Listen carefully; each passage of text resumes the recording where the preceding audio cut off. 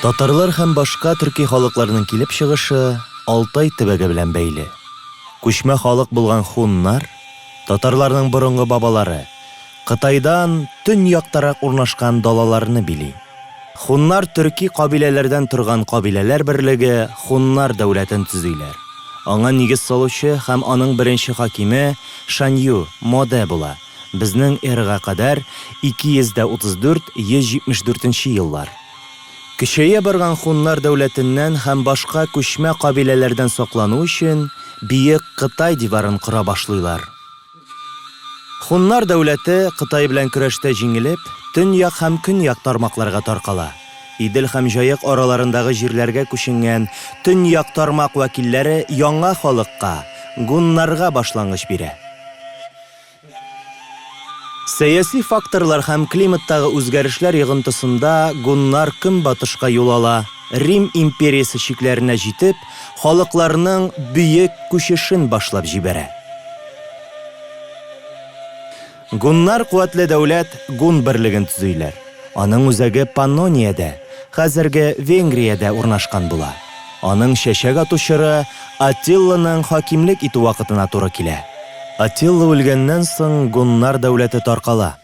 Германлылар һәм элек үзләренә буйсынган башка кабиләләр тарафыннан җиңелгәннән соң, гун кабиләләре тарала һәм башка күчмә халыклар белән кушыла. Азиядә калган хун тукымнары төрки каганлык төзиләр. Аның башында Ашын нәселе вәкилләре тора. Бу вакытта төрки каганлыкны төзүдә катнашкан татар кабиләләре 30 татар, 9 татар турында беренче мәгълүматлар очрый. Төрки каганлык көнбатыш төрки һәм көнчыгыш төрки каганлыкларга бүленә. Кара диңгез буенда көнбатыш төрки каганлык варислары Болгар кабиләләре Бөек Болгар дәүләтен төзиләр. Кубрат хан идарәсе вакытында әлеге дәүләт үзенең чәчәк атучырын кичерә. Көнчыгыш төрки каганлык Тан империясы тарафыннан яулап алына һәм яшәүдән туктый. Кубрат үлгәннән соң Бөек Болгар да таркала. Кубратның уллары үз кабиләләре белән Балканга һәм Урта Идел якларына күченә. Калганнар кешәя барган хәзәрләргә буйсына башлый. Болгарларның күченүе нәтиҗәсендә Дунай болгары һәм Идел Чулман болгары барлыкка килә. Тан империясы түргешләр кысрыклавы һәм феодаль ызгыш нәтиҗәсендә көнбатыш төрки каганлык таркала. Татар рук кабилә берәмлекләре, кимәкләр һәм кыпчаклар кимәк каганлыгын төзиләр. Ул бүгенге Казакстан һәм Көньяк Сибир территориясын били. Кимәк каганлыгы монгол телле кабиләләр һәм эчке низаклар басым астында көчсезләнә. Кыпчаклар көнбатышка күчә. Чыгышлары белән көнбатыш төрки каганатның Шату кабиләсеннән булган татар кабиләләре, ак татарлар, кара татарлар, кыргый татарлар үзләренең иң беренче татар дәүләтләрен төзиләр. Чыңгыз хан Бөек хан дип игълан ителгән Тимучин татар һәм башка кабиләләрне берләштерә һәм хакимлек итүче династия исемен алган Монгол империясына нигез сала.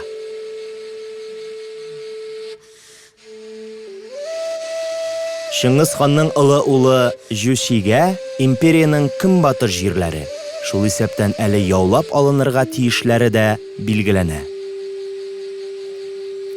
Батый хан гаскәрләре Идел Чулман болгарын яулап алалар. Болгар шәһәре Жүши олысының беренче башкаласына әверелә. Рус чыганакларында Алтын Урда буларак билгеле булган Жүши олысы Мәңгү Тимерхан идарә иткәндә Монгол империясына бәйлелеген югалта.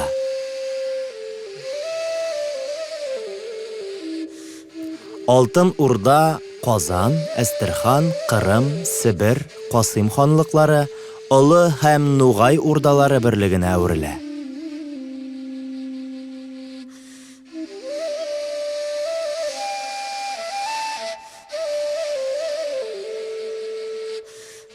Әлеге дәүләтләр кысаларында татарларның бүгенге этнографик төркемнәре формалаша. Казан, Әстерхан, Кырым, Себер, Касыйм татарлары.